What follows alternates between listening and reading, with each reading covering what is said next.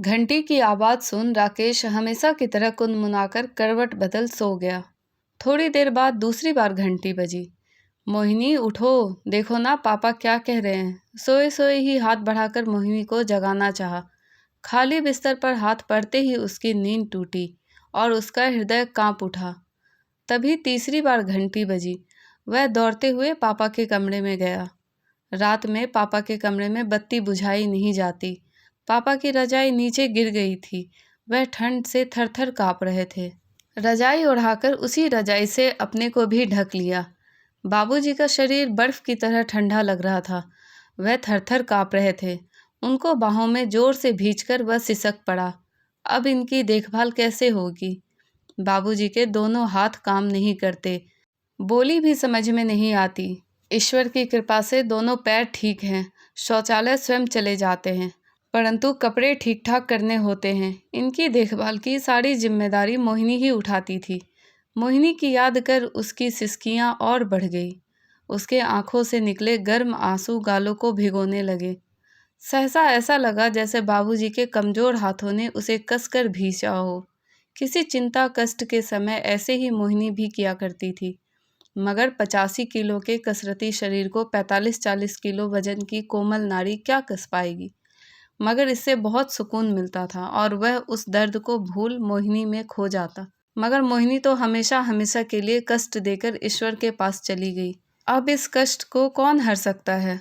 आंखों से झरता गर्म निर्झर कब बंद हुआ राकेश को नहीं मालूम, मगर उसकी जिंदगी किस दिन से रुकी है उसे भली भांति याद है। रोजाना की तरह उत्तर प्रदेश परिवहन निगम की बस पर अपनी 14 घंटे की संविदा परिचालक की नौकरी कर उस रात 10 बजे घर आया था। किलोमीटर पर परिश्रमिक भुगतान वाली इस नौकरी और उसकी यह हीरा जैसी पत्नी आज से 25 साल पूर्व उसे प्राप्त हुई थी। तभी से जो सिलसिला सुबह 6 बजे नौकरी पर जाने और 10 बजे आने का शुरू हुआ उसे थमे आज 17वां दिन है। रात में खाना खाने के बाद उसका मौसम के अनुसार फ्रिज अथवा हीटर की तरह इस्तेमाल करना और सो जाना यही आदत और नियत बनकर रह गया था। होली को छोड़कर कभी छुट्टी नहीं लिया नौकरी से। खूब हुड़दंग और आराम करता, मगर हाय उसे तो होली को भी ओवरटाइम करना पड़ता। वह क्या, इधर तो खुद भी होली के दिन प्रोत्साहन के चक्कर में पड़ ड्यूटी पर चला जाता रहा है। उस रात रोज की तरह मोहिनी ने खाना नहीं परोसा। फाटक खोलने के बाद तुरंत जाकर बिस्तर पर सो गई। क्या हुआ, तबीयत तो ठीक है ना? अपना हाथ मुंह धोते हुए उसने पूछा था। थोड़ा सा बुखार है, खाना रख दी हूँ, तुम खा लो। बिस्तर पर जब रजाई ओढ़ा तो इस भयंकर जाड़े में भी आग जैसे किसी जलती हुई भट्ठी में आ गया हो। तुम्हें तो बहुत बुखार है, चलो डॉक्टर के पास ले चलता हूँ। नहीं, सुबह ले चलना, अभी बहुत रात हो गई है।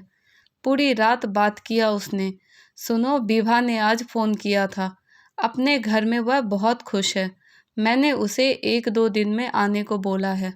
अच्छा किया, हमारी इकलौती बेटी अपने घर में राजी खुशी से है तो यह बहुत अच्छा है। जानते हो, मैंने राजन से बात की थी। उससे शादी करने को कहा, मना करता है। कहता है माँ तुम ही बता 16,000 में क्या उसे खिलाऊंगा, क्या खुद खाऊंगा। सुनो, किसी दिन बाबूजी को भी दिखा दो डॉक्टर को। रात में 3-4 बार बाथरूम जाते हैं, कौन ले जाएगा उन्हें? क्या हुआ, ऐसे क्यों बोलती हो? कुछ नहीं, वैसे ही मुंह से निकल गया। मैं सोने जा रही हूँ, तुम अपना ख्याल रखना। वह सो गई कसकर पकड़ के। उसने अपनी बाहों में इतना कसाव कभी नहीं महसूस किया था। ऐसे लग रहा था जैसे कोई उसे ले जाना चाहता हो और वह मुझे छोड़ जाना नहीं चाह रही हो। विगत में झांकते रोते रात बीत गई। बाबूजी को नहला खिलाकर जब बैठा तभी मोबाइल की घंटी बजी। डिपो से फ़ोन था, ड्यूटी कलर का। आज ही ड्यूटी पर बुला रहा।